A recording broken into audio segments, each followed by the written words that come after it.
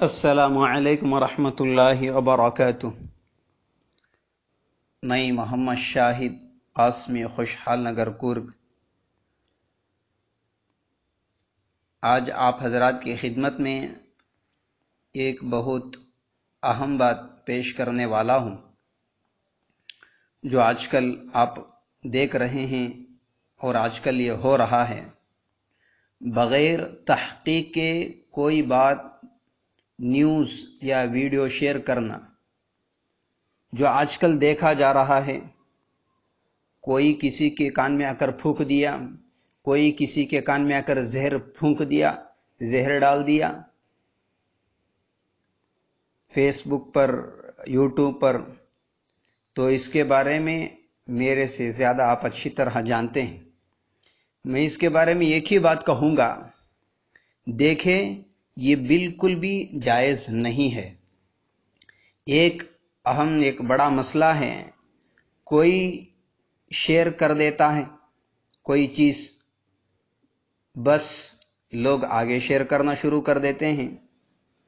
کبھی کسی حدیث کو لکھ کے شیئر کر دیتا ہے اور ساتھ ساتھ یہ بھی لکھ دیتے ہیں کہ شیطان آپ کو شیئر کرنے سے روکے گا، اور کوئی آپ کو کہے گا اگر آپ کو حضور سے محبت ہے، سچی پکی محبت ہے، تو 100 دفعہ اس کو شیئر کرے، اس پوسٹ کو شیئر کرے، اور آپ کو حضور سے عشق ہے تو 100 دفعہ لائک کرے، کمنٹ کرے۔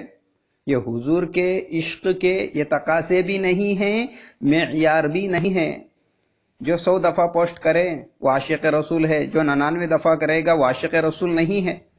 قرآن اور حدیث نے ہمیں یہ معیار نہیں دیا ہے۔ آپ اس پوسٹ کو 100 دفعہ شیئر کریں، اس کا مطلب آپ حضور سے محبت کرتے ہیں۔ لوگ پریشان ہو جاتے ہیں، مولانا کسی نے 1000 دفعہ لکھا ہوا ہے، کسی نے 500 دفعہ لکھا ہوا ہے، اب ہم کیسے 1000 دفعہ شیئر کریں اس چیز کو؟ نہیں تو کیا ہم عاشق رسول نہیں ہیں؟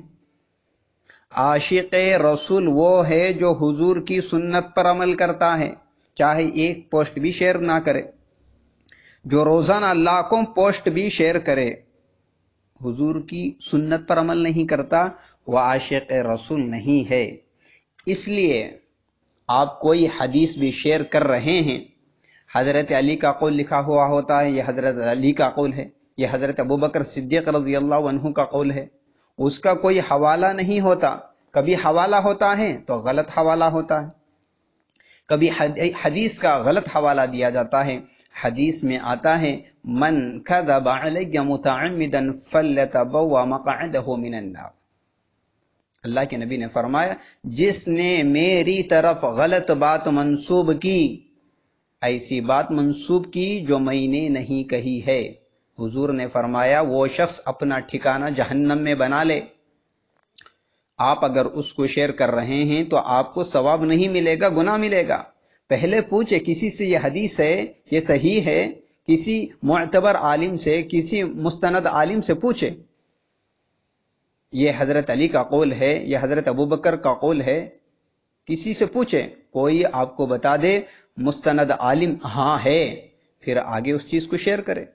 قرآن کریم میں آتا ہے ان جاءکم فاسق بنبأ فتبینوا، اگر کوئی فاسق گنہگار آدمی تمہیں کوئی خبر لا کر دے، پہلے اس کی تحقیق کیا کرو۔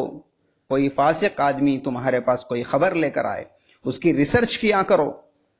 آج کل لوگوں کی عزت اچھالنا بہت آسان ہو گیا ہے، کسی کے دل میں بھی آتا ہے، کسی کی ویڈیو بنا کر ڈال دی یا کسی کے بارے میں پوسٹ بنا کے ڈال دی، اور سارے لوگ اس کو شیئر کرنا شروع کر دیتے ہیں۔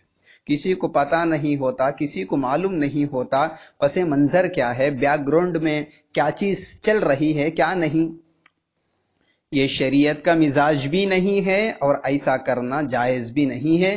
اللہ تعالی ہم تمام کو صحیح سمجھ عطا فرمائے، آمین۔ السلام علیکم ورحمۃ اللہ وبرکاتہ۔